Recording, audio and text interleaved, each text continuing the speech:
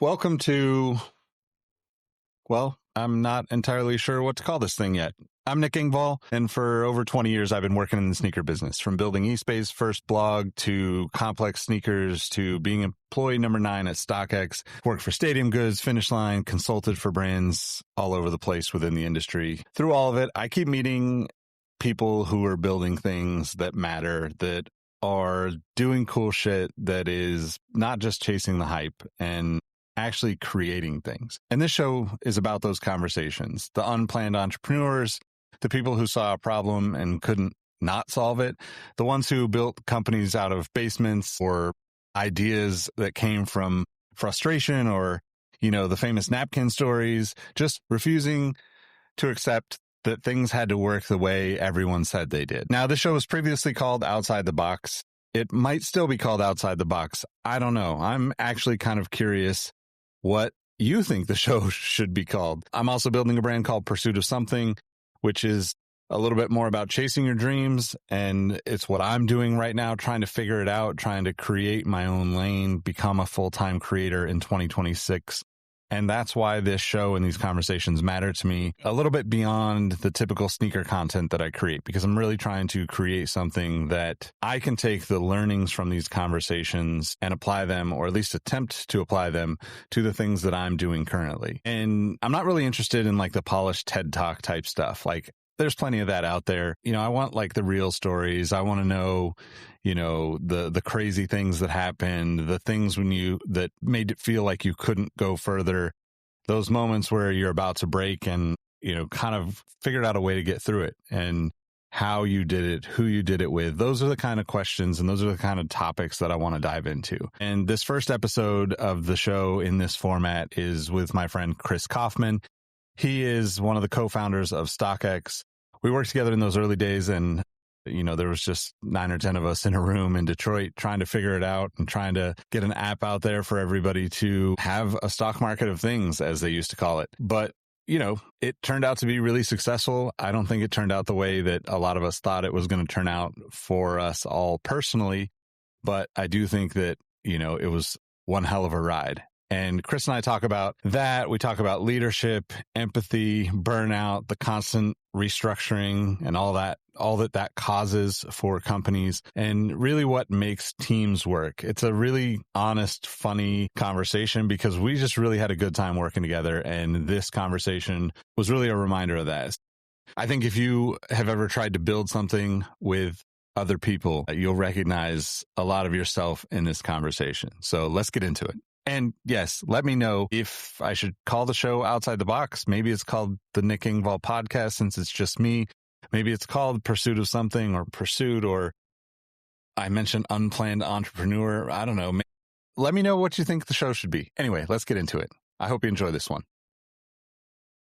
What is good, everyone? Welcome back to the show. I've got one of my favorite human beings on as a guest today. Let me start at the basis of what I will say he is great at. He's one of the most creative people I've ever met. He is one of the fastest creative people I've ever met that does amazing work, but also does it quickly. He's one of the funniest human beings I've ever worked with. And I just realized today with a quick Google, as I sat down to record this, that technically he's an internet personality when you search his name on Google. So my friend Chris Kaufman is here with me, co-founder of StockX. He's done a lot more.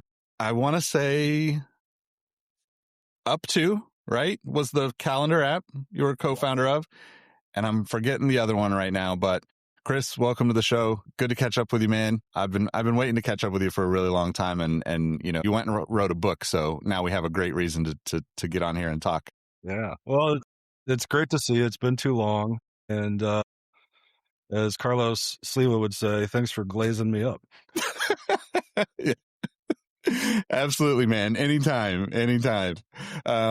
So we were talking a little bit before we got started, and I think we should start at the beginning of StockX with this, because obviously you guys were already, I think I was employee number 9 coming into it. You guys were already kind of working on it, but then Josh came into the picture.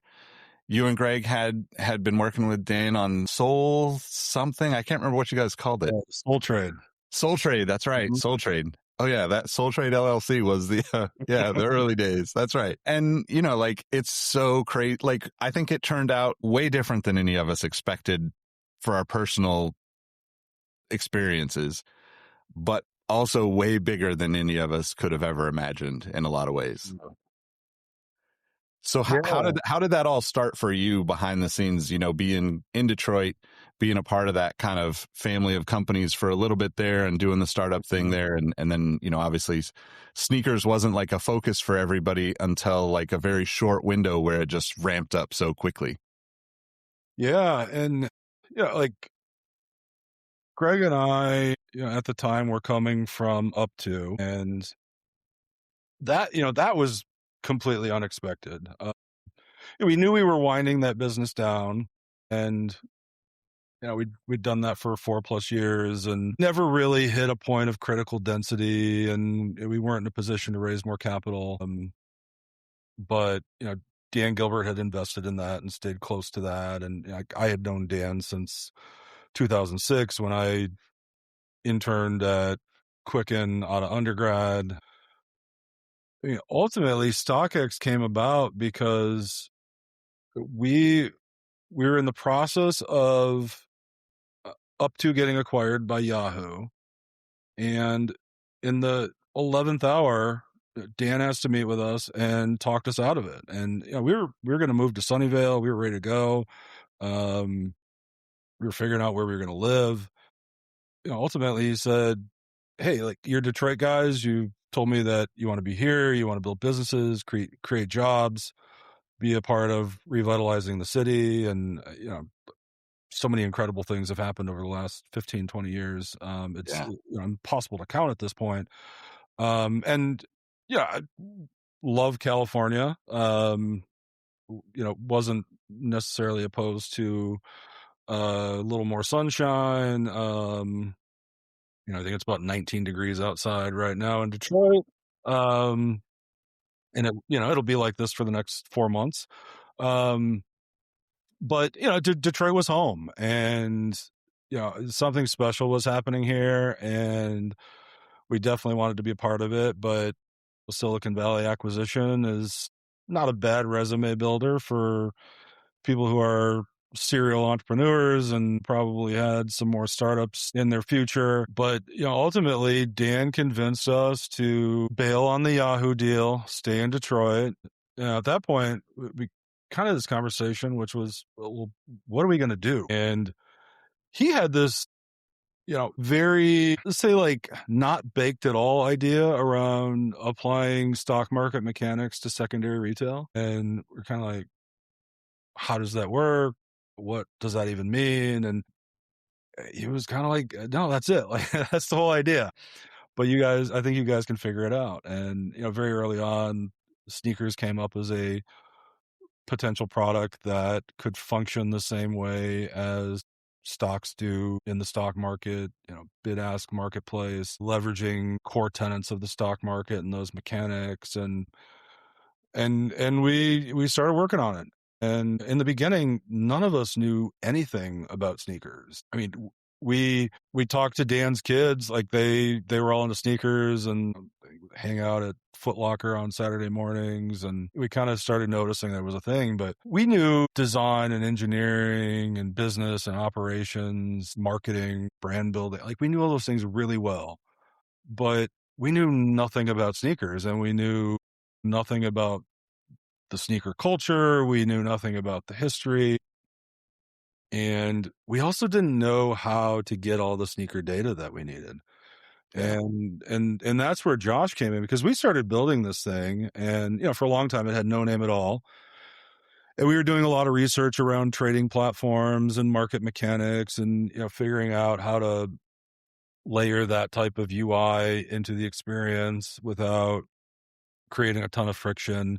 A much different audience than people who are spending their days on Ameritrade and E-Trade and Fidelity. In a lot of cases, like these are just kids who really wanted to get sneakers. But like we saw a solvable problem, and just kind of serendipitously crossed paths with Josh, who was a consultant at IBM at the time and had this side project called Campless, which was essentially the master guide for every sneaker on the planet and what its market value was and what it was trading at.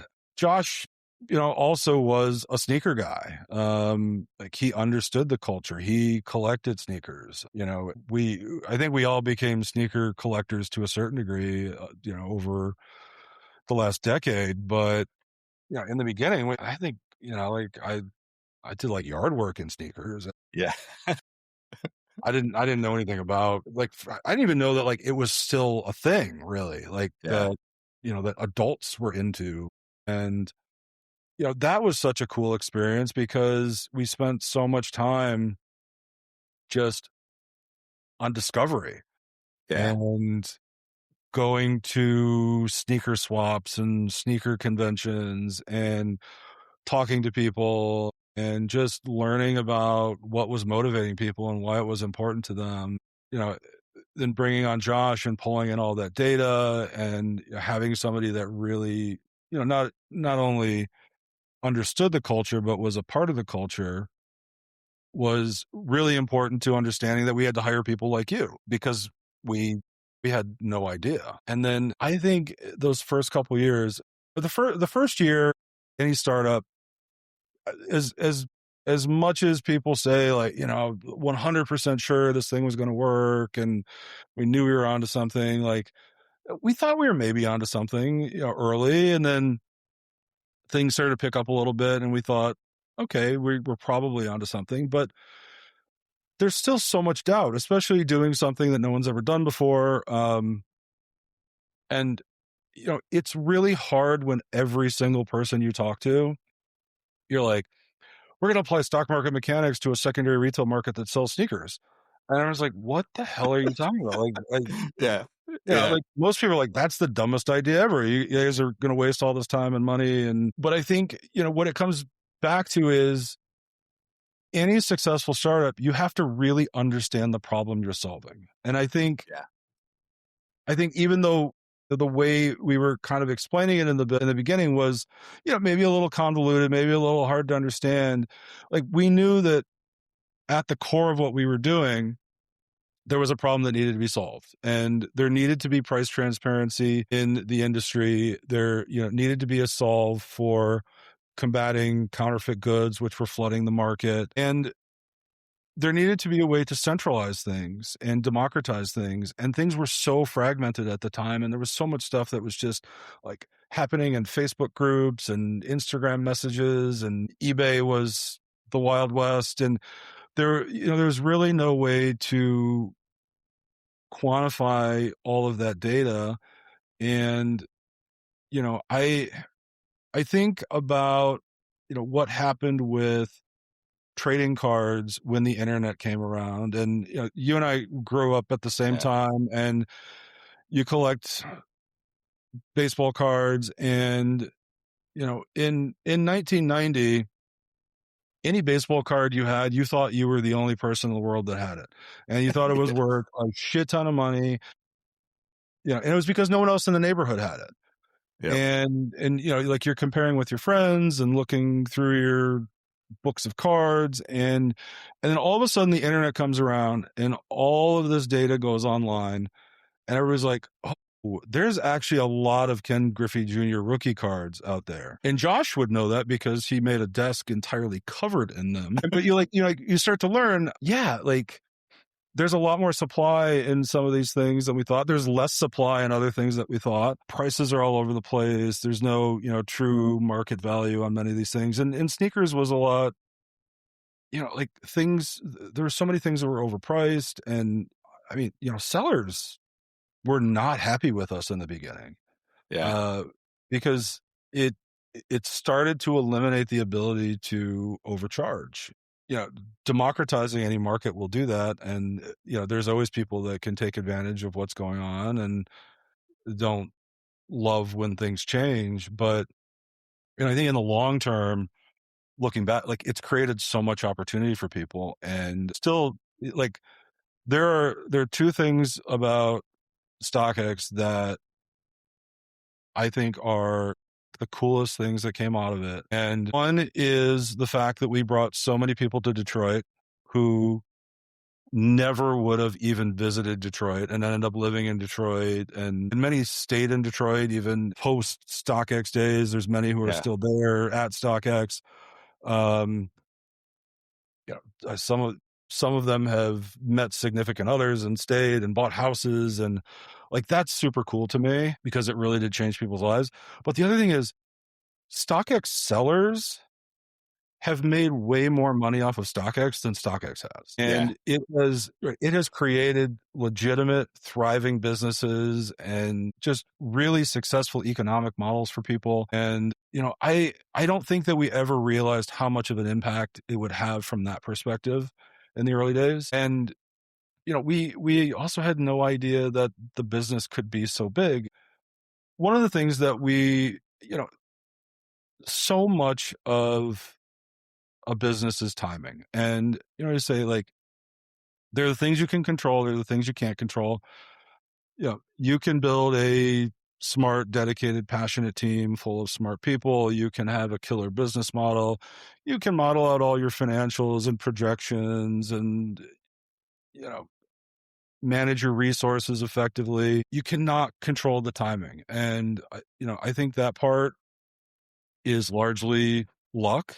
I would say like luck comes with persistence, because if you're persistent and you're working hard and you're always pushing things, and eventually when it is the right time, you'll be doing something worthwhile to take advantage of that. But the fact that we were entering a market where we were able to experience just insane meteoric growth, but at the same time, it was riding the wave of an industry that was also experiencing this insane meteoric growth. So not only was our market share increasing dramatically year over year, the size of the market that we were pulling from was also increasing. We may have been increasing, our actual share of the market by 20%, but the business might have been growing 50% because the market was growing so much at the time. And there's no way we could have timed that. And I think if you tried to do the same thing today, say that StockX and Goat and others didn't exist, I don't know that it would work as well. And the industry is much different. The market is much different, but there is something to timing, and it's really critical. Yeah, absolutely. I think that's the thing that I think back, basically exactly what you said. I think how many great friends we all made from it. Like, I'm still trying to figure out where I'm at in life. I'm kind of in this like in between space for the first time ever, really. Mm-hmm. And like sneakers has always been such a huge part of my life and my career and like everything I've really done for the most part. And I kind of land somewhere on this idea of like trying to connect like what we wear with who we are, and like the way that self-expression comes across, even with cars. Like I obviously am big into cars, and it's the same kind of thing of like that self-expression of these things is always like this weird, fun, fascinating place for me to be. And then I sit here and I stare at all my baseball hats, thinking about us going to Tigers games or going to, for those that know me, how diehard of a Giants fan I am. Yeah. Kauf took me to my first Giants game at Dodger Stadium. Like that was like, I don't even remember when that was, like 2018, 19, you met us down there. Something like that. It was Dodger Dog night though, and that was wild. Yeah, yep. Yep. But I think that's such a underrated thing that like the sneaker world looks at it and sees all of this massive growth and all of these things. And I 100% agree. Like it's, the timing of all of that stuff, even thinking of like what you guys were doing with UpTo. There are so many times when I think about UpTo, like I had nothing to do with it, but I knew, like coming in so early at StockX, you guys were still, it was still around. It still existed and for those that are not familiar, it was kind of like a calendar app that kind of connected all your calendars and like kept everything organized across different platforms, basically in a nutshell, right? And I think about that all the time because I have multiple email addresses, multiple, places I'm logging into email. All of those things are it could be just simplified, right? Mhm. StockX really was that. And for me, getting to be a part of it as we were figuring it all out, and I can get people excited about sneakers. Like that's what I like to do. It's like it's not about the shoe necessarily, but like I have a story about this particular pair or the person that worked on this, or and StockX was just like on a personal level was just like an exponential version of that in hindsight. Mhm. I look at it and think like, I'm just like I said before, we started recording. I'm just glad that I said yes to the opportunity. Like I remember meeting with Josh in San Francisco before I was even on the team officially, and I was writing a bunch of stuff, and like I got introduced to Greg, who was, like there was only a handful of you guys working on it. It was basically all engineers Mhm. and you and Greg. And then Yep. Josh was kind of like rounding up people, trying to get people to buy into this, like you said, this crazy idea that was not something you could easily explain. And he was like, maybe we can acquire sneaker history as a part of this. And I was like, there's no, like, I just blog on this website about sneakers. Like, if you're acquiring sneaker history, like you should, just hire me to write the stuff for you, kind of thing. Right. And that that was such a cool like part for me, was to see the people that we brought in, not just from the StockX, from you guys that were like working on it, but like the people around the Quicken family of companies there that got to be excited about sneakers for the first time Mhm. because of the energy that we had going in those early days, where it was like, this is starting to work. I remember the first few trades and like the days where we hit 10 trades in a day, and we were like, let's go, get some dinner and celebrate this. And it's like, And they were now, all people that sat like 2 rows over in the office, but we didn't care. yeah, exactly. Yeah. Yeah, exactly. It was like, oh, wait, you bought something? Yeah. Right. Well, and that's the funny thing that I am, the one thing I'm thankful for about not being at StockX at this point in my life. When you're in it, you're looking at it and people are getting all jazzed up about shoes coming out and Mhm. Supreme releases. And it's like, you buy so much stuff that you don't really need because you're just having fun with your coworkers building this thing. Right. And it would be really expensive if I was still working at StockX all these years later, and I would need like multiple houses to deal with all the shoes. I already need more room as is. It it it was really dangerous. It still is sometimes, but not like it used to be. Yeah. Like when I was there every day and there was just, access to stuff. Yep. It became even more dangerous when we started doing watches because those are a lot smaller and a lot more expensive. You can fit a significant number of very expensive watches in a very small space.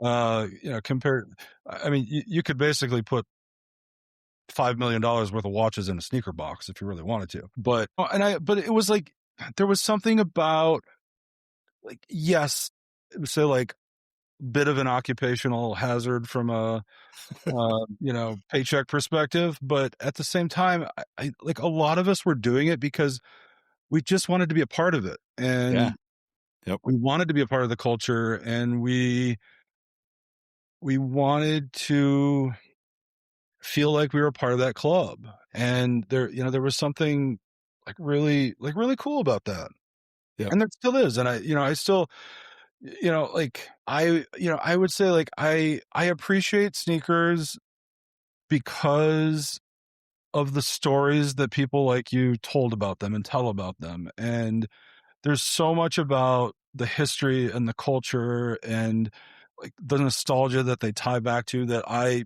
had no idea. And now there's, like all those things where I'm like, oh, like I know exactly like what happened in this game and why this shoe is relevant, or um who wore this on stage on this day, and why that continues to be significant. And that's just like super cool to me. And I'm a pretty nostalgic person to begin with, so Yeah. give me anything to um to tie back to, especially from the 80s or 90s, and I'm going to be all about it. But um yeah, it's pretty cool. And then it, like, and it just it created it created so many opportunities. It created so many friendships. There's something about being in the trenches with people, trying to figure things out, sharing the same frustrations. Sometimes just absolutely disagreeing on every level about how we're going to get to where we need to be, but still agreeing that that's the place we need to get to. I think that's what's really powerful. And that was something that was always really powerful about StockX was, even though we had much different visions and opinions and, approaches to how we thought we needed to get to the next step, we all knew what the next step was. And, I sometimes failed to appreciate that in the moment, because it's far easier to realize after the fact how special that was and how much magic there was in being able to do that. And investing and advising a bunch of startups since, you start to realize, like, wow, like that isn't always the case. And you'll talk to two founders and they have entirely different visions of where the business is going and what problem they should be solving. And I think that is, the one common thread. If you're going to be successful, you absolutely should not have the same opinions on how you're going to get there, but you need to be aligned on what that end game is or what that next step is. And I think the beauty of having disagreements along the way is you have diversity of thought. You have tons of ideas that are brought to the table, and you're not participating in groupthink. You're challenging the status quo and you're challenging assumptions, and ultimately that is creativity and innovation. And it's a really beautiful thing when it happens, and stars align and things turn out the way they did. I was also just reminded of, and my ADHD brain is going to bounce around. You mentioned the Giants, and the night we randomly decided to drive from Detroit to Wrigley with your brother to watch the Giants Cubs playoff game. Yeah. First time at Wrigley for me. Yeah. Not only did we have the brilliant idea to just same day drive there and watch a night game, we're like, and we're going to drive back after. Yeah. Yep. Yep. I think we got back at like 4 or 5 in the morning or something, like, and then like went to work the next day. Yep. Yeah, I can't. But that's the thing. Like, that's the thing that I think in those moments, like you're saying, like, I think about all the times where in the moment, you're feeling like I'm here for 12 or 14 hours in the office doing all this stuff. And, we had the flexibility to move around and we'd go get lunch or whatever. But like, we worked a lot for a very long time there on. Oh, yeah. Because we all we were all so invested. And you talk about this in your book, but like just having people understand that like there is this, like, it might not look exactly the same, but that North Star of like where we're headed, that we can all see some form of the sparkle out of it that's like driving us to it. Because even that, like, I think about that, like, as you get older, as we were saying before, we recorded, it's like, I'm not trying to do near as much as I did 20 years ago. But like when you're in that energy of the chaos of work, the chaos of this idea, it turns into something that doesn't really have the same like drag as it does, like had we been working, let's say 9 to 5 normal office job kind of vibe, you and I and my brother might not have even decided to drive to Wrigley in a spur, because you're just in that like, oh, we'll figure it out. Like it changes so much about life outside of the work, in my opinion. And that was one of the things that I was like reminiscing on recently, because I think that those early days of like, it was so chaotic, because let's say if I'm taking pictures and posting on social and making the blog posts and, doing all this stuff, I'm running around, I'm going downstairs to get the shoes. I'm taking the picture. Yeah. I mean, you remember I'm running around the office with shoes half the time, snapping photos, trying to get like cool things happening. But on the flip side, I'm also asking you, and you're being asked by everybody else on the team for all these design things, all these other, kind of things to like level up what I'm doing. But like, that's basically what we're all doing. It's like, with the exception of maybe some of the, in the weeds engineering, but even that, you have the conversations and kind of what you were talking about like we would get into these debates. We would get into these kind of,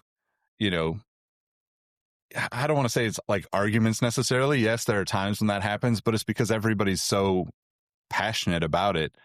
But that's also like, in hindsight, it's like that's how it became what it became, right? Like we all were in those rooms, meetings, like I joked about, the size of fonts in the app and all those things, but like we literally would have an hour-long debate over little things like that, and ultimately it worked. And I wonder, maybe in your experience with some of the people you've worked with since then, if that's like a formula for people, or if it was just like the perfect storm of all of us caring enough about it to make it all work. I think it's the right people caring about the right things. And I think ultimately we all had enough respect for each other to stay in our lanes when it came to the work that we were doing, and knowing what everyone was good at, but also feeling comfortable challenging each other on things that we disagreed with, or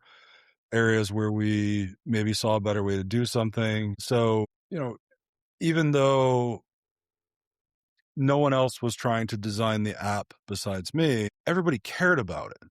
And, I think sometimes, especially creatives can find themselves in a position where it can be really annoying when there's a lot of hands in the pot, and a lot of people have an opinion. And it's so much better than apathy. And Yeah. I have been on both sides of it. And, when it works is when you have people who are really passionate and have opinions and are sharing feedback, but they're not, they're not mandating their opinion or their vision is put into place. It's something that is just put out into space for people to debate and consider and talk about. And there are so many of those moments where it didn't matter if it was one of the founders, or somebody that we had just hired, or an intern that was there day one. The opinion mattered, and we considered it. And I also think of the times where we would put up like hundreds of printouts on the walls, and we were in a shared office space. Like 5 of us were StockX at the time, and there were like 200 other people on the floor that had nothing to do with StockX. And you would get like the maintenance staff would walk by, and they would look at a logo concept or a layout for the app, and you could tell that there's like staring at it and being curious. And like it was so much fun to hop up and be like, hey, but like, what do you think about it? Like, how would you use it? Like, what does this mean to you? How does this feel to you? And like, people love to share their opinions on stuff like that. And it's so powerful, because you can easily lose sight of who the customer is, who the end user is, because we're all products of our own biases, and we only know what we know, and don't know what we don't know, which is the biggest challenge. And there's also the risk to having success and thinking you know everything. And the reality is, in any startup, any business, you can be the smartest person in the world. You can think through every single facet of the business. You can perfect every pixel, and you can be absolutely obsessive and spend years building something and believe it's absolutely perfect. And the second you get other human beings' hands on it, you realize there's 1,000 things that you messed up, or there's, all of these things that you never anticipated using it that way. People are clicking in the wrong spots. They're, like, Yep.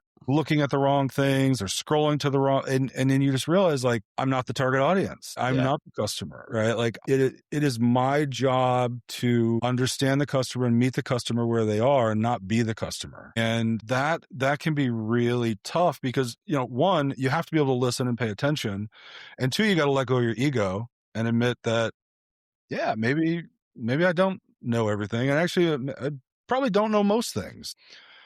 But it's such a powerful learning process, and there's so much discovery that happens in that. And that iteration and experimentation is where like the really fun innovation happens. And I think the more that we can get to a place where we can just really let go of everything that we think we know, the more that we learn, we open up our minds, we discover things, we learn about people. And that is so important when you're working on a business that is, ultimately product based, right? It's the app has to work, the website has to work. It has to be functional for people. You have to eliminate friction. If you're not making it easier and solving a problem for them, then why should they use it? Yeah. Recently I was thinking about some parallels with this because like, obviously like content creation of all sorts is my thing. Like I love being a part of it. I don't care if I'm on camera or behind the camera or next to people or doing the podcast thing. And all of that kind of comes back to like me writing. Like I always just loved writing. Like since like 6th, 7th grade, I started entering in creative writing contests and like did pretty well, got some positive feedback and was like, this is something that feels good to me. And I always come back to it. And even recently coming back to it again as like with sneakers and having that, those people that care, that read what I write versus the yeah, this is great. Cool. Good job, man. Is so good for me. And I realized that like even in my career writing previously where I had editors looking over my stuff and like, you do have to just check your ego because ultimately I write in the style that I think and speak because I want it to be me, but that doesn't always translate for people because I've got a lot of the ADHD and the OCD and all the things where I'm like, okay, well, you took that one little thing out and I was attached to that little thing, And I was thinking about that just on a personal level, but one of the things I was thinking about the early days with StockX that I absolutely like just if I were to be a part of a startup again, being on the floor with those, like you said, 200 other people on the floor. And there's, as I joined, there's 9 or 10 of us at StockX, 6 or 7 of us at, on that floor. But putting all that stuff up, we got people's honest feedback, and we got even when we started tracking like trades and listings and bids and asks and all that stuff, like people would come by to see where we were and to almost like it was like such a reinforcement of like, if people around here that a lot of people are like, wearing suits or flip-flops and suits and, like they're coming around the corner to see what we're doing and they have no connection to sneakers at all. And that was such a cool thing to have that, like that engagement from everybody because it really like validated so much of what we were doing and the excitement of it. And obviously, when you're part of a bigger group of companies and people and all that, you want to see people succeed. But like, I can't think of any time where, in my previous roles with like, let's say a finish line or something, like I was never going into the, to the ops team and being like, you guys did this many shipments today. Great job. Like I was never going in to look at that stuff. But for us being like that small group and having that on the wall and having so many people invested in like how well it worked was such a thing that I look back at and think, I don't know that I appreciated that as much as I possibly could have at the time. Like it was fun and we talked, people would come in, we'd have conversations because ultimately everybody would have those ideas and I think in a lot of cases, you have people that are very dismissive because it's like, well, you're not in here doing this with me. You don't know what's going on. but like we really had like a lot of conversations with people that were like just adjacent to what we were doing, not involved in it. And it was super valuable in the long run to me. And pretty soon we had half of the people in suits wearing sneakers with their suits.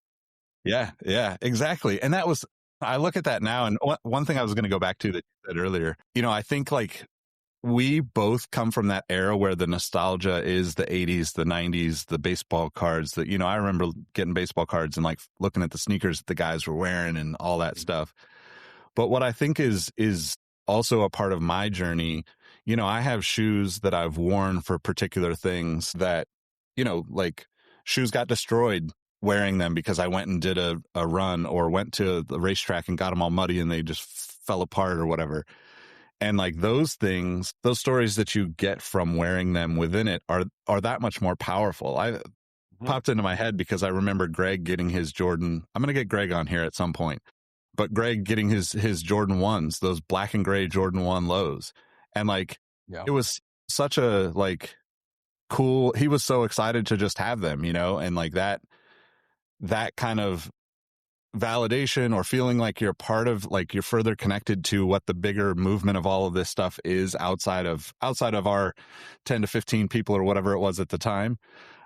It's such a cool thing to see. And then it's obviously, the entire culture of sneakers kind of ends up following with a lot of these things or circling back to those trends. And then you're like, wow, like you have that. I don't think of that shoe as like a Michael Jordan shoe. I think of my time at StockX with Greg getting his first pair. And like that to me is just like the beauty of sneakers. It's just such a cool thing. And I think it's not about sneakers necessarily, because obviously like, it's such a bigger thing, but like the watches, the, fitted hats, the Supreme stuff. When I remember seeing people get Supreme stuff and, like guys like James that were like, just like, after all these crazy brands that like most of us were not paying attention to, and being able to have like the range of people that we had, where we had really young folks, we had experienced folks, we had the middle of the road, and like all of that kind of just folded in and became this big melting pot of what we like tried to get onto StockX in those early days. Cause it was so hard to determine what was going to be cool before it was cool, And then suddenly we had 60-year-old finance guys wearing Supreme and Fear of God. And Yeah, exactly. what is going on? Yes, exactly. Well, there was a little bit of a like, what have we done moment. Oh yeah, there was definitely a few days where you'd walk into the office and be like, oh God, no. Maybe let me come back in the other door. Maybe this is the wrong entrance and I'm in the. They have come a long way from the Patagonia vest. Yes, exactly. Man. So I wanted to ask a little bit, because like your book definitely hit home with, just, I think you and I don't want to gas us up too much, or what was this? I don't want to glaze us up too much. Yeah. But I do think you and I are very similar in the sense that we just care about people. And like, that's just the thing that like ultimately, yes, you're not going to make everybody happy at all times. And there are going to be times where you can't be the perfect person for the person that needs some assistance or some support or whatever. But your book talking about just like being able to, listen to people and have empathy and understand that like you don't know what they're going through is such a, it's like so powerful, but yet it's just common sense at the same time. And I wonder how you look at that as, I'm not sure exactly when your official role with StockX ended over that time period, but you spent 10-ish years, from the beginning to that, and like what that looks like at different levels of, scaling this business. Yeah. And, a lot of this, I was certainly aware and engaged in these things over the course of my career and leading and building teams. But, a lot of this really happened when I decided that I was going to step away from the day-to-day at StockX, and that was towards the end of 2022, and do grad school. And I had this crazy idea that I was going to do 2 full-time grad degrees at once, and I did my MFA at Cranbrook and a master's in learning and org change at Northwestern. The work I was doing at Northwestern some of the research, the things that we were studying, it really started to show me that, one, there had been a ton of research done on this stuff and continues to be. And, I think the powerful thing is it's it's really easy to go in a room and say, hey, like you should treat people well, right? We should respect people. We should pay attention to people's feelings. We should create an environment where people feel safe taking risks and failing. And that's a no-brainer. But it can be a really tough business case to sell when you're saying, just do it because you should. And, some of us, of course, we're going to do it because we should, because it's what it means to be a decent human being, in my opinion. But it also doesn't mean that if people aren't doing it, that they're bad human beings. And, we're all a culmination of our experiences. And some of us come from backgrounds where empathy and a growth mindset was just a part of being raised, and others did not experience that at all and just don't have the tools in their toolbox to be able to operate that way. But ultimately, this can be learned, it can be practiced, and I think the most powerful thing about it is it's good for business. There is so much evidence and data that says if you create a psychologically safe workplace where people are comfortable taking risks and failing without fear of retribution or losing their jobs or punishment, innovation and creativity goes through the roof. Attrition drops dramatically. It saves the business unmeasurable amounts of dollars in all kinds of fronts, right? There are all kinds of projects and innovations that can come out of empowering people to do passion projects, to improve upon things that they see needing improvement, on taking on things that they haven't been asked to do. I think that's one of the most powerful things. If you are in a workplace where you constantly feel like your boss is going to get angry at you or retaliate or is looking for a reason to let you go, you're probably not going to take many risks. You're probably not going to step up and go above and beyond. You're probably not going to look at something that you think needs to be done, but you haven't been asked to do, and do it, because what if it was the wrong decision? What if that is the thing that puts your job in jeopardy or sends somebody over the edge? And, you know, I, I think if we can practice these things, we're all going to have much stronger, more sustainable, thriving businesses and organizations, and much happier people who want to stick around and be a part of the mission, and feel like they are part of the team, not just an employee. And it's quantifiable and it's indisputable. And I think that's the most powerful part about it. And and I started to look at all of these models and frameworks and methodology, and I mean, there's so much empirical data and peer-reviewed research, and the data is clear. If you want to build a long-term, sustainable, profitable business, focusing on people is a number one priority. Has to be a number one priority. Part of what makes a leader great is their ability to recognize their own shortcomings, their own faults, to empower their people to grow, to learn through mistakes, right? Through looking at what others are doing, to learn from their own mistakes, to learn from you. Something that I've always said to any team I've ever led is I would much rather you get in trouble for doing something than not doing something. Yeah. I think not doing something is an unforgivable sin. I think, like, if you saw something that you're like, gosh, like that could be better, even if you mess it up, right? Like, we're not brain surgeons. Nothing can go that wrong. But when things go right, it's things go really, really right. And things can be just absolute pure magic, and these wonderful things can happen. But it's about creating an environment where people feel comfortable doing those things. And it's also setting up this understanding that, well, one, like people believe what they see, not what's on the wall. So, you know, you have to be modeling the mission and vision and culture of what your organization wants to be, because that's what people are going to follow and that's what they're going to believe. You have to be somebody who admits that you don't know everything, saying things like, I might be wrong, or here's my current thinking. What am I missing? Really opening up the opportunity for people to challenge you as a leader, opening up the opportunity for people to admit that they're wrong. So, if you're a leader and you make a mistake or something that doesn't go well, has impacted the business, and if it happens on your team, it's on you, right? So saying things like, I dropped the ball on this, it caused, whatever issue, here's what I'll do differently next time.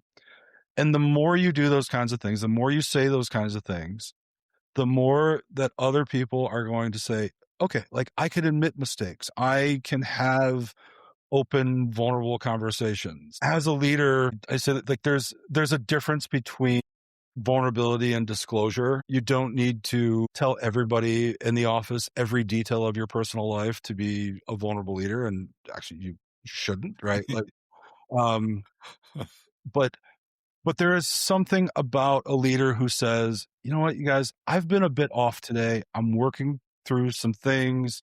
So if I seem short, it's on. Yeah. Yep.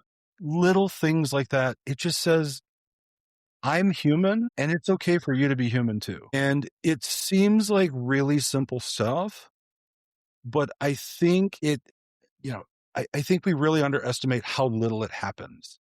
And how many people never hear that from their boss or supervisor or CEO. And having that permission from the person who leads us gives us permission to be human beings who make mistakes and learn and ultimately grow. 100%, man. I think that's it was such a great reminder reading the book too, because, not being that I'm kind of out here solo everything right now, I even was reminded just on like a one-to-one level of like, yeah, like a couple days ago, I had a call with potential client, I guess, and got on the call and I realized like, man, I have like a killer headache right now. Mm-hmm. And I just was like, I just want to give you a heads up. If I seem off or disinterested in any way, I have a pretty good headache going on. And I think that like just drops the guard in a sense where it's like, well, like if you're talking, I get excited about everybody's stuff because I want to support everybody. But even in that conversation, I just felt like it, kind of coming from fresh off of reading your book in that moment, even it was like, I'd rather just be upfront about this from on a personal level, even outside of the leadership conversation. Right. And it makes it that much easier to have a decent conversation and get further along and like understand each other. And I think too, like one of the other things I've been thinking about as we were leading up to, chatting today, like I legitimately do think you were and are one of the funniest people and funnest people to be around in a work environment. And I think that is a part of what is like the next step from that empathy, right? And like people aren't always going to be empathetic and kind of understanding about everyone's things that are going on. But it's almost like that core belief allows you to have all the fun and the pranks and the jokes and the laughter that ultimately make the work not feel like work, like I don't think of, I think of like, there are definitely times where we like had to deal with a last minute decision change or, trying for some opportunity, wow, I just remembered the Kanye weekend sprint. I don't know. We'll get, I might, yeah. I was on vacation for about 30 minutes. Yeah, exactly. My dad was in town for Dream Cruise. Yeah. Woodward Dream Cruise. And it was like, you're going to go to Dream Cruise by yourself, Dad. I got to go back into the office. I drove about 5 hours to a cabin in northern Michigan and just started to unpack my stuff and had to get back in the car and drive back to Detroit. So I completely forgot about that until just now. Like again, like in that moment, yes, it was I think we were all frustrated, but the Sure. potential, and like it lasted a couple of days, and then it was like, all right, we're back to this, like, this kind of, I don't want to say low energy, but like just fun, just like Mhm. enjoyable, like we all were going to show up and figure it out kind of attitude. And I don't think that happens without, you know, like there's no room for your jokes and pranks and like your creative, like kind of things that spark fun in the office Mhm. without that fundamental empathy for people. And like, even the worst of jokes, it's like we're just having fun, like there was never cool intentions behind anything, where like that doesn't have, I rarely have that in like corporate environments in my previous roles. It just, Wow. everyone seems to be like, keep their guard up, never show emotion, never just be like a real human being because you're trying to fit this title that you have.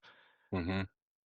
And yet that just in a basic level, just like it's not that serious. We're not Oh, surgeons. Let's just have some fun and do some cool stuff, and this is going to be a good thing. yeah, and I think those, like moments of levity and fun and playfulness, part of it is it can be a coping mechanism, right? Like, Yeah. Oh okay, yeah. like we gotta have some fun to get through because this is hard. Like this is really hard work, and startups are, one of the hardest things that anyone can do. And it's really important to not only have those moments of lightness, just to have like some cathartic moments during the day, but it also creates space, and it creates mental space, it creates social space. And I think a lot of really incredible things can happen when you have those little breaks or those little pauses. And when people are completely heads down and they don't look up, they're doing a lot of work, but they're not doing a lot of quality work most of the time. And I think about burnout a lot too, and I'm a really firm believer that burnout doesn't occur because people are working too much. I think burnout occurs because people are working too much on the wrong things with the wrong people. Mhm. And you are a creative person, I'm a creative person.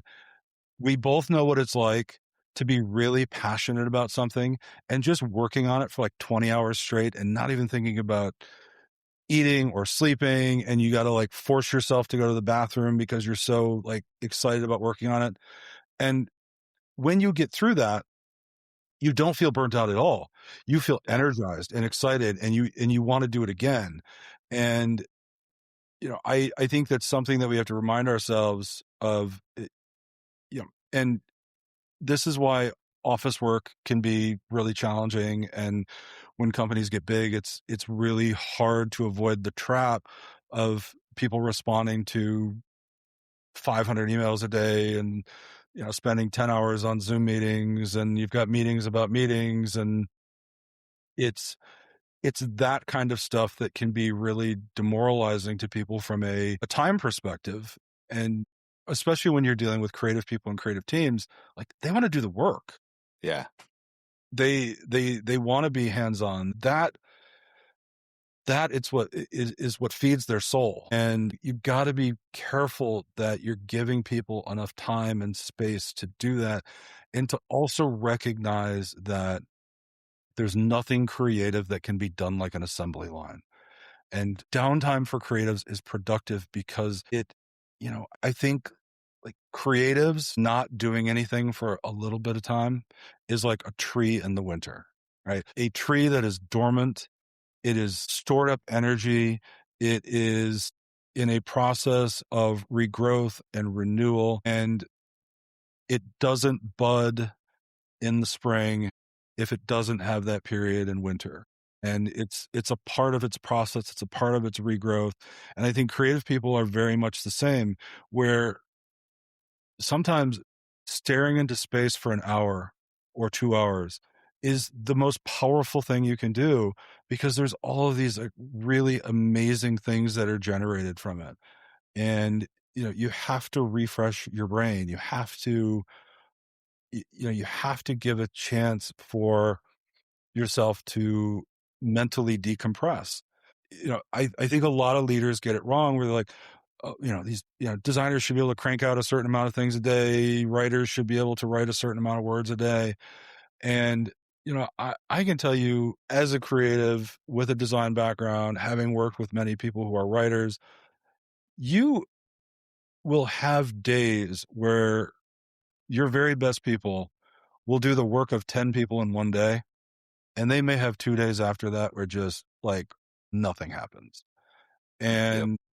And you cannot be quantifying hourly output or daily output. Like, you have to look at the whole body of work that people are producing. And even the best, most successful artists, writers, designers, creatives, they have long stretches where they have gone dormant. I mean, you look at even like some of the most successful actors in the world. Some of them go years Yeah. between putting on movies, but when they come back to it, they may win 10 Oscars, right? And Yeah. Yeah. there's something to be said about that pause in the creative work, creating those moments of lightness, giving people a chance to really rest their brains, refresh their minds. And it can be really tough as a leader, especially if you are a metrics driven leader and you're trying to hit certain financial numbers, and you're looking at your cost of head count and output, but that's also the trap of short-term thinking. And if you invested the same way, you would probably be broke. If every single day the market was down, you sold everything, it wouldn't take long before you had no money left. You have to look at people the same way. What is the long-term gain and growth and investment that you want to make in these people, not just, what do you want to do over the next 24 hours? Yeah, I think that's a super important, like, I think it even applies outside of creatives, like for thinking about like our shared experience at StockX in the first few years there, like it's definitely something that even at that age, I didn't know, not that I was even young, but like, I didn't communicate that probably well enough Yeah. to say, like, if I'm writing copy for your design stuff and I'm writing emails for the email stuff and I'm writing blog posts for the consumer and I'm writing social, captions, all of those are a different place, right? And I'm assuming you have some similar, like view of design work, even just in the like actual design, where it's like, well, if I'm designing a billboard, it's much different than designing, buttons in the app, right? And like, it's not just flip the switch in your brain and move over here. It's like sometimes you need like a break between those switches. And I Yeah. wonder, even if we, to take your concept of that, even with people that we don't think of as creative people in their work, we have the analogy that you use of the assembly line made me think, like, you know, if you're doing something that's monotonous, some people thrive in that. And some people love the, like, okay, I'm here, I'm checked in, I got hours, then I break, then I got hours, then I'm out. But I think a lot of people probably don't even realize that your mind wanders or your attention wanders. And like, like those measurements are just not something that you can quantify. Even when you're looking at the big picture and you're like, yeah, we cranked out this many orders, shipments, whatever, on a human level, like if you're tracking to a certain, number of shipments or packages or whatever for those people, it seems like even for them, I think as a society, we don't acknowledge that, like, some people just aren't going to work in this like transactional, quantifiable, put a number up and check mark the box kind of world. And I think we're getting a little bit better about that as a society, to like recognize that not everything can be measured.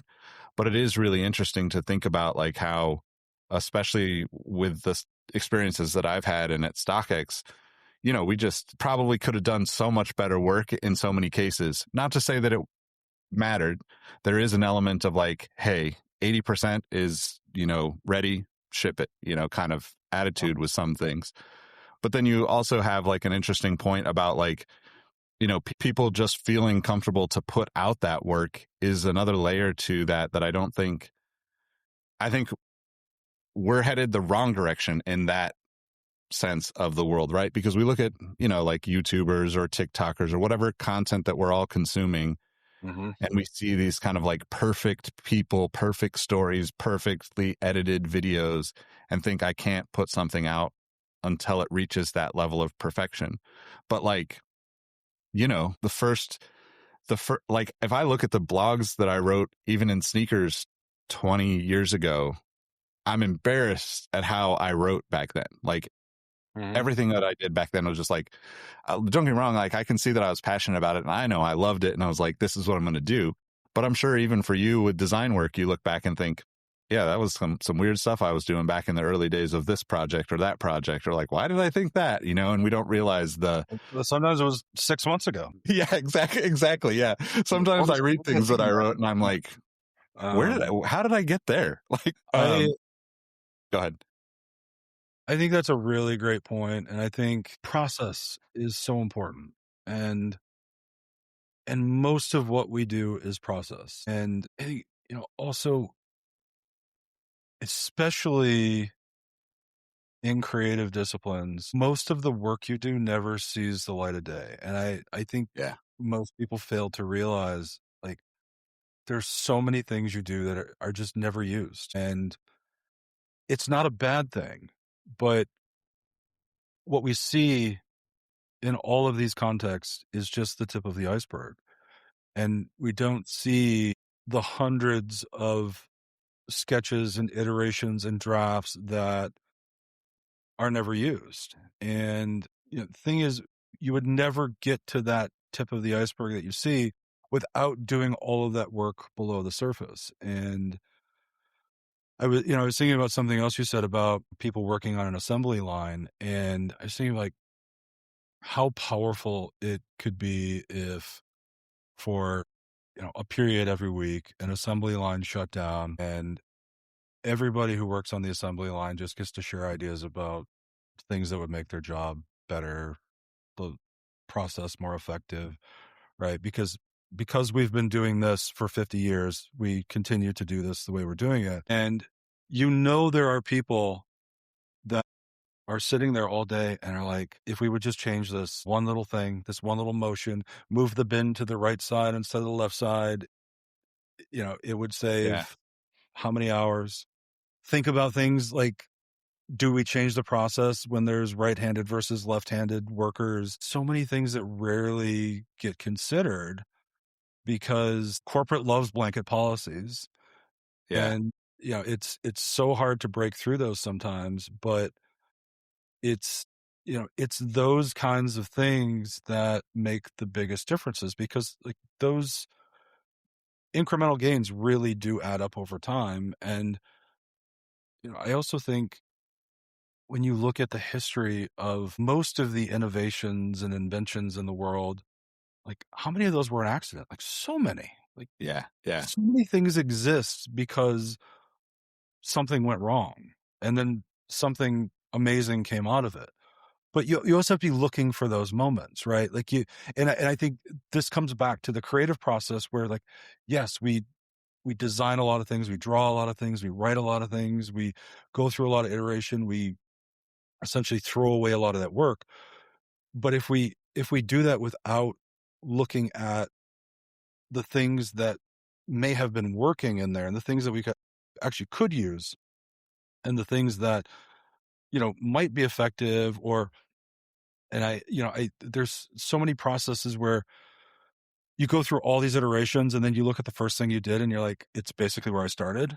And it's really important to realize and to accept that that's okay. And like, iterating does not mean getting 180 degrees away from where you started.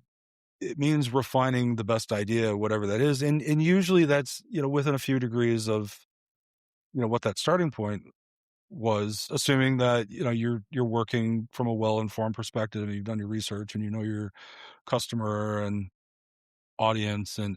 But yeah, I mean, and that is the difference between good and great, right? The difference between good and great isn't this massive chasm. It's a little detail, right? I Yeah. mean, good people create good work. Good people who iterate create great work. Yeah, 100% agree. I'm reminded as I just watched Ford versus Ferrari, like within the last couple of weeks again for the, I don't know, thousandth time or something. But there's the scene in that where Henry Ford II comes into the plant and basically shuts it down and says, "What does that sound?" And it's the sound of Ford losing money or something like that along those lines. I'm probably butchering it.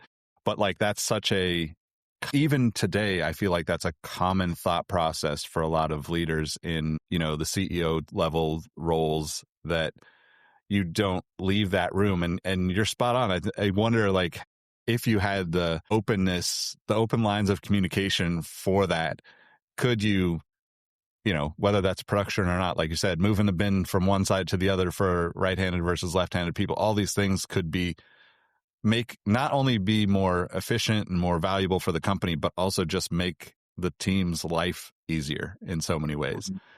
And it's such an interesting kind of unspoken thing, which I think is kind of like going back to your book. It's the underlying stuff of all of this, the underlying conversations that aren't had, and just being open to being able to have them. And I think, everybody can look at who they've worked with and who they've worked for and think of moments of both of those things, right? Like, even like you said, just because someone is not,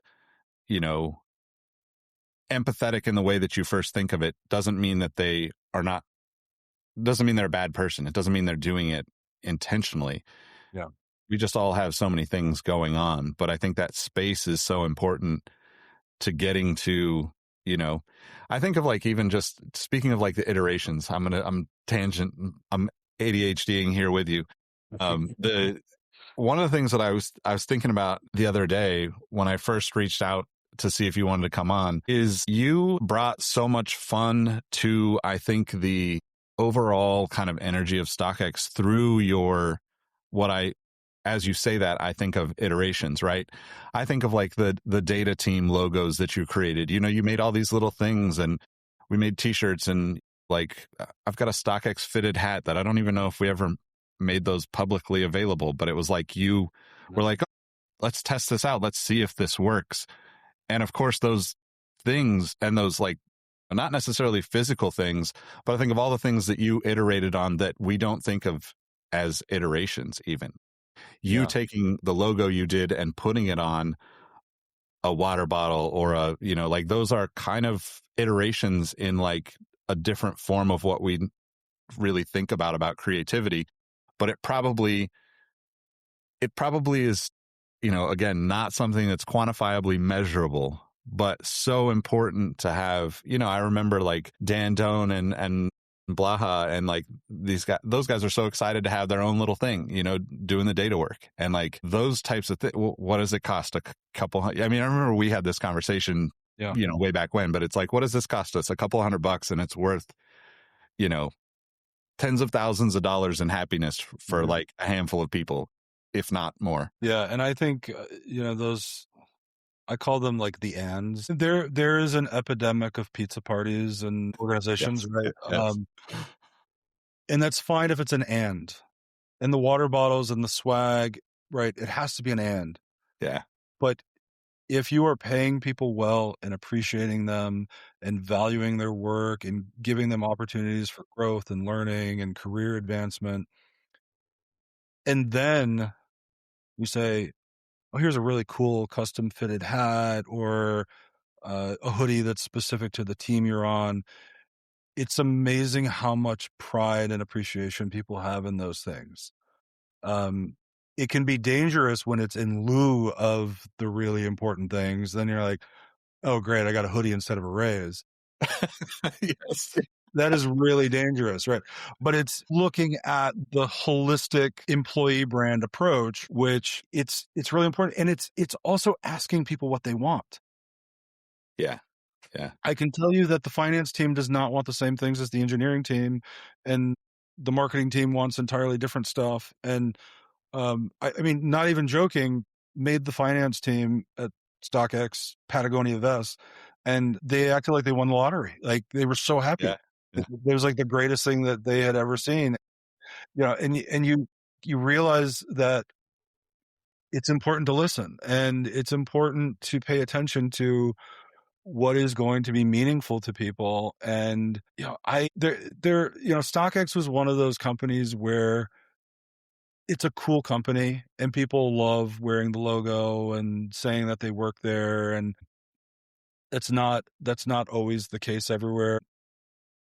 But I think sometimes it's easy to say, well, it's because it's essentially sneaker company, and that's really cool. But I look at other like Rocket, like they're a mortgage company. Like those people love their Yeah. rockets. I mean, you walk around anywhere in Detroit and like every third person is wearing a Rocket jacket or hoodie or hat. Like, and there's something to be said about building good cultures that take care of people and what it means to people. And when you do that, people want to be a part of that community. They want to identify with that. They like to associate with it. And I think you can do that with any company, right? Like doing the right things and being an exciting place to work, it has very little to do with what the company is actually doing. If you're Yeah. solving a real problem, no matter what it is, you can build an incredible culture. Yeah, I think you alluded to this earlier too, like, but I think, the leadership being the example of these, you know, brand guidelines and North Star and the, kind of like the values of the company is like a hugely important piece to it. But I think people are drawn into, I think of my experience, like I would say I was about 80% committed to StockX, even as the, freelancer at first. Right. And then a Mhm. couple months in, I flew out, met you guys, and it was really the isms book that was Yeah. like, wow. And I think we might have even talked about this because it's just fundamentals of like where we see everything working, right? It's like, even if only 10% of the people that work within the Rocket family or that work at StockX, even if only 10 or 20% of the people buy into this core value belief system that we all share, that's a pretty amazing start to something incredible. Mhm. And then, all of the other pieces that come together. And then once you have the leadership in place and the people that exemplify all of these things, and you're starting to see the examples, you're starting to see people believe it. Like you said before, getting people to buy into it is the key, right? Like if people believe in the mission and there is a problem being solved and there's a purpose, then it's our human nature to just like go for it. We want to see, I think inherently we all want to see the world become a better place based on something we were either a part of or did or contributed to. Yeah. And that kind of is like the formula of all of these things in a way. It's like the 3.5% rule. It takes 3.5% of the population of any group of people to start a revolution. Yep. And Yep. I think it is the same way in countries, cities, companies. If you can get that critical mass of people on board with something, really believe in it, it can start to spread. It is often top down, but it doesn't have to be. It's a lot easier if you're a leader and you're bought in and you're living this behavior day in and day out. I mean, you're golden, and it's a lot of work to do, but it doesn't always have to start that way. And I think sometimes the greatest changes in organizations happen because a group of people have gotten together and they got a leader on board who was the champion and supporter of something, and it happened, and life got better for everyone. And I think it's something we all have to remind ourselves of. We are in a world where there's just so much focus on the bottom line and revenue and profitability and return to shareholders, and it is easy to forget about people in that process. But I also say it doesn't matter how you win. Yeah, if you can create a case for profitability and driving revenue through treating people well, and I 100% know you can create a case for that. Like, So what if that's what it takes to sell the board or the CEO on something, right? Like I I don't care as much what their motivation is as long as the people are being treated the way they should be. Yep. Well said. All right. So I want to ask about what you're working on now. I want to ask about the book, but first I want to know when you think of like the early days of StockX, what is it's like one or two of the stories that pop into your head? Oh gosh, there's so many. The Kanye visit was really something. Look, what can I actually say about it? It was unhinged. But there were like I mean there was so like it was like such a weird environment to be in. Like as like okay, like as a kid who like the first home I remember was a trailer park, and then suddenly I'm in an office where like I mean like there was one day I was like standing at the urinal and I hear like, "Hey, how's it going?" I look over and it's Marco Rubio is peeing next to me. And I'm like, what world am I like like where did this come from? And like it was like and that wasn't like an exception. It was like things like that happened every day. Like Snoop Dogg would just be like walking by your desk and Yeah. and we'd invite these people and they would come and um Kanye came through and a million other people and um like we got Eminem to invest in our business and just like all of these things that were like so incredibly wild and um I felt so out of place in so many situations because all of it was surreal and nothing I ever imagined in a million years that I would have been exposed to. Yeah. And then there was like the whole business side of things too, where, like we had that first Black Friday and, like business went through the roof um, and then, there was, this was after you were there, but, you know, we, we were having days where, doing a transaction a second and, Yeah. things like that where you're just like, I mean, like the early days were like, if we like sold 100 things a week, like we would have thought it was the greatest business in the world. Yeah. Yep. And just like so many surprises, like so many unexpected moments, like so many weird moments all the time. Yeah. Even in my time there, like, I remember the 10,000, 15,000 marks where it was just like thinking back to like us being excited about 10, like Mhm. literally 10 transactions, or Yeah. even like the first few transactions that we knew were not us testing it, like it was I like, mean, the first one that was somebody we didn't know was the greatest day ever. yeah, yeah, yeah, Like how do they even find us, right? I mean, you think about the early days where like people were buying stuff we didn't even have, and yeah, it is such a wild ride, and it is just it's insane to think what it has become over the last decade, and what lies ahead. I mean, like having the StockX logo on the Pistons jersey, like amazing. Yeah, you go back to like 1989 and ask me as an 8-year-old who was just drawing on construction paper if someday I'm going to work on a logo that's going to be on the jersey of my favorite basketball team and all these players that I idolize, and I'd be like, what are you talking about? absolutely. And never.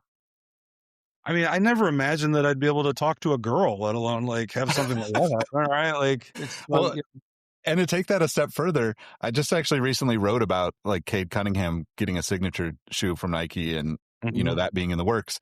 And it's not just for you. Yes. Like I understand you're looking at it as like the person who did the logo and it's on the Pistons. But beyond that, it's also the only or one of the few logos in the NBA that actually makes sense to be on a jersey because it's Mhm. connected to the culture of basketball and sneakers and all of the like Yeah. people collect the jerseys like that. And I think that's what I was writing about was just like, it's just a beautiful thing to see it all come together in hindsight. And like, I just can't, I can't even wrap my head around it sometimes because it's so to see it all come to life. And even now that I'm saying that, like we launched the very first LeBron James retro shoes. Yeah. Like if you would have told 16-year-old Nick he would do anything like that in the sneaker world, like I would have just been like, yeah, right. Like, what is this? This has got to be a scam. Like, that's the equivalent of the Nigerian prince email for me, is like to tell me that I was going to do something like that 20 years later, you know? Or that we'd be gifted NBA championship rings as part of a project. Yeah, I just had mine out like a few months ago, because I was like, man, how do I even, I don't know. Like, I just don't know. Like, I'm speechless when I think about all the things that, you know, kind of like you said, like the people that would show up in the office, and the plane ride back from the Cavs game was a fun one for me. I don't remember if were you on the plane ride back that time when we. Oh yeah, and Russ had to sit on the toilet.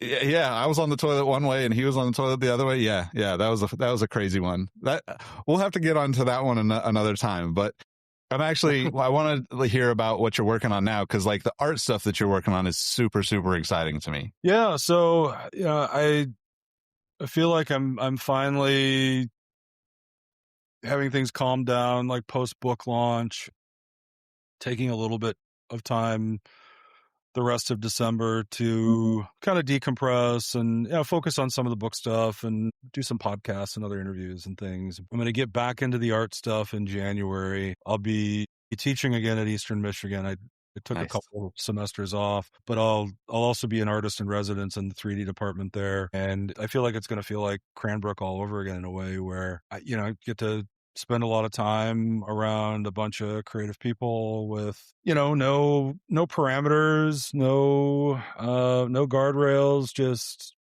exploration around ideas and materials and concepts. And, currently starting to think through some of the things that I want to do with that time. And then, doing some coaching, which I really enjoy, still mentoring some of the younger entrepreneurs whose businesses that I've invested in, advising some others, and then doing some brand consulting work too for some smaller early stage businesses, working on naming, brand positioning, design, packaging, and that stuff's an absolute blast. And don't tell any of my clients, but like, I would just do that stuff for free. I could do that kind of stuff all day, every day, and it's an absolute blast. And it's also, like the part of startups that I've always enjoyed the most is like blank canvas, right? Like, we have an idea, we roughly know who our customer is.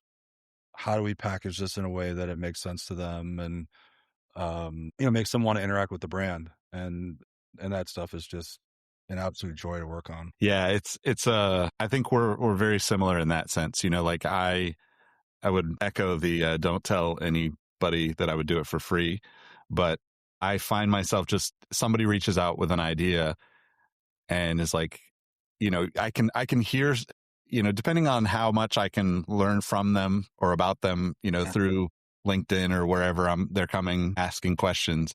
It's like, I just get so excited just seeing the concepts that they're working on and knowing that they want to talk to me. I'm like, cool, let's hop on a call, and I think a lot of times they're like expecting me to be like, charging them, or, like hesitant to talk to me about it because they're like, well, you've done all this other stuff and I'm just trying, it's just me trying to figure this out. Or it's just like earlier this week, I talked to somebody, it's got like 3 guys and working on a project that it's like, it's really cool. Like, I'm legitimately excited about it, but it's also like, I do have to like figure out like how to be a part of those things. I think that's a one thing that I admire, just you going back to school and that part of it, is something I look at as like, I want to do that at some point. I need to figure out how to do that.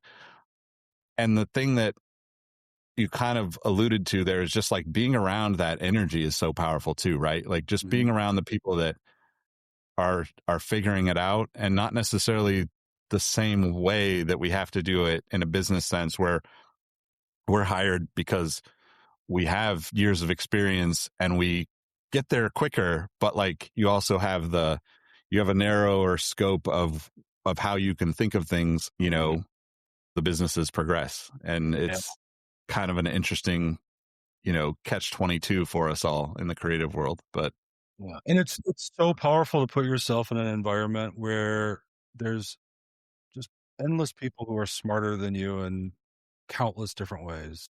And I mean, there is no better way to learn and grow and share, and the amount of collaboration that happens. I mean, in an educational environment, the stakes are much different than in a corporate environment, and there's just way more room to fail. yeah, And you're not going to cost a business millions of dollars. You might get an A minus instead of an A. And like you say, like, the reality, like grad school, is like if you're smart enough to get in, show up and do the work, and you're fine. yeah. But it can be a really rewarding generative experience, if you approach it from that angle, that like I'm just here to experience, and all kinds of really interesting things can happen. So to kind of wrap up, tell us about the book. I'll hold it up here for people to see.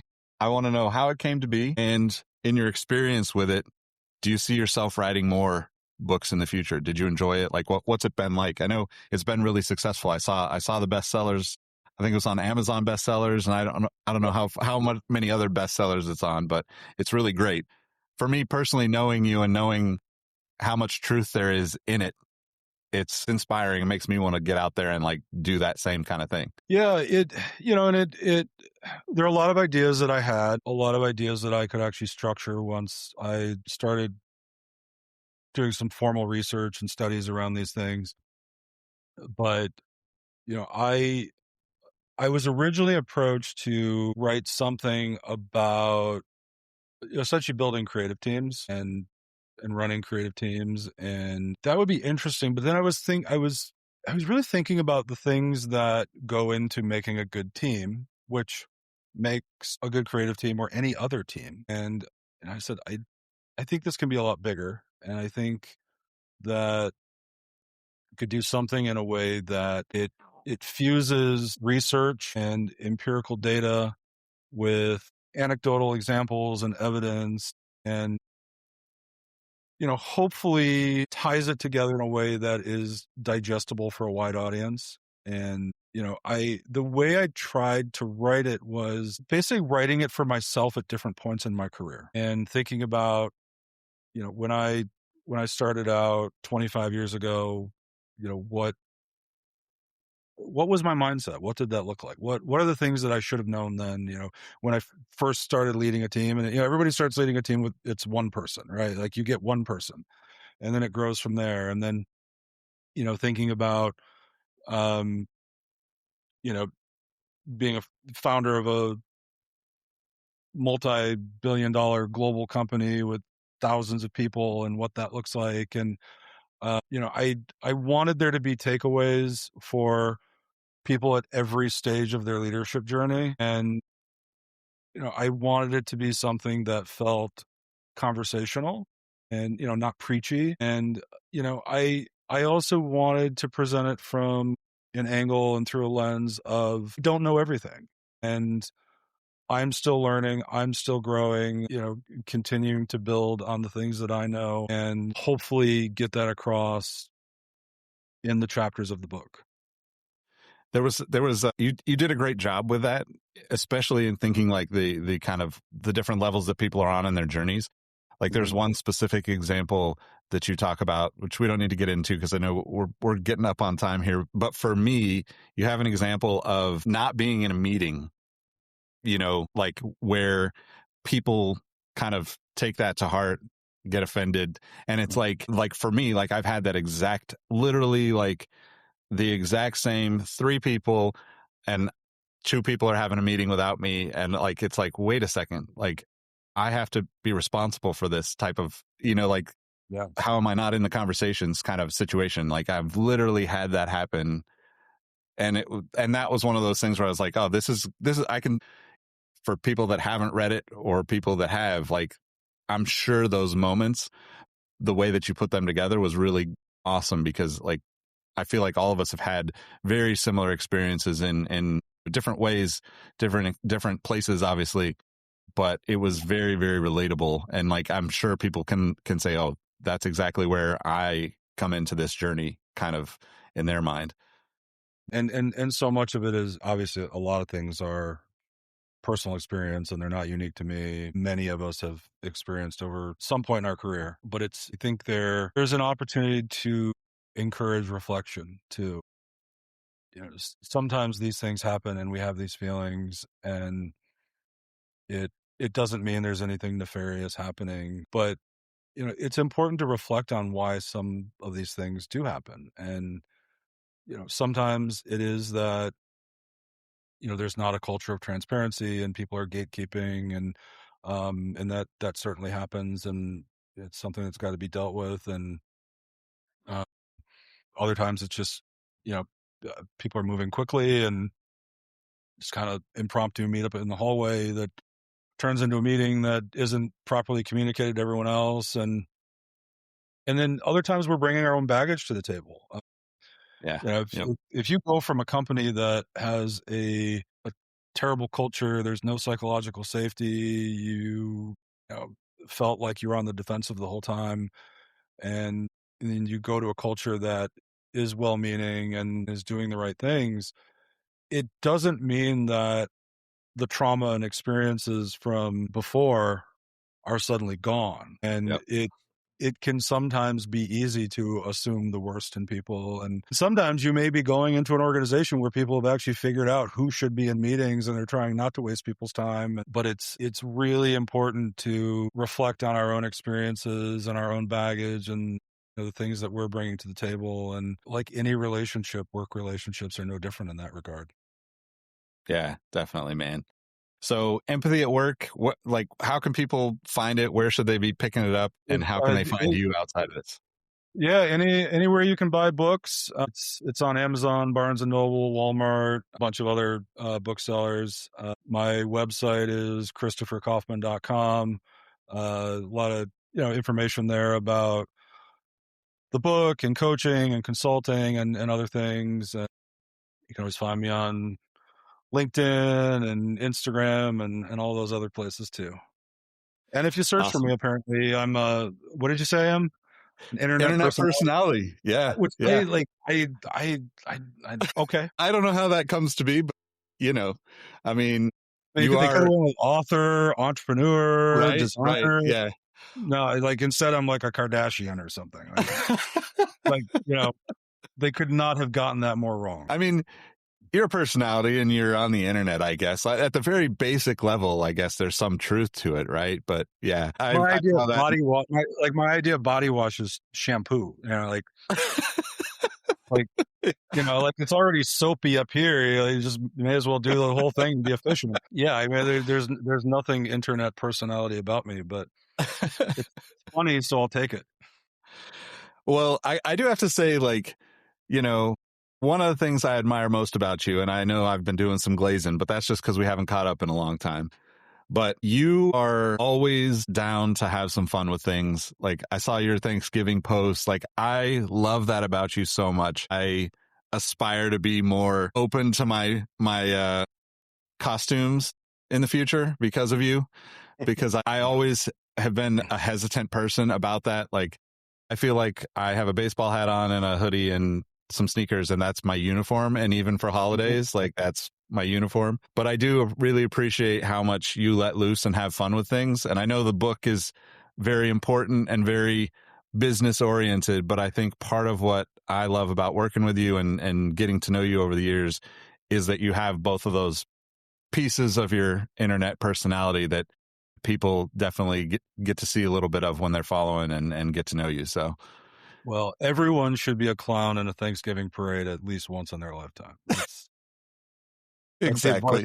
I'm going to live with today. All right. Well, thank you all for listening, watching, wherever you're taking this in. There'll be links to Chris's book in the description below. Make sure you give him a follow, connect with him. Definitely one of my favorite human beings. I appreciate you coming on and chatting with me and catching up. And we definitely got to do this more often. Yeah. Subscribe to the show, and we'll catch everybody in the next one. Peace. Thanks, Nick.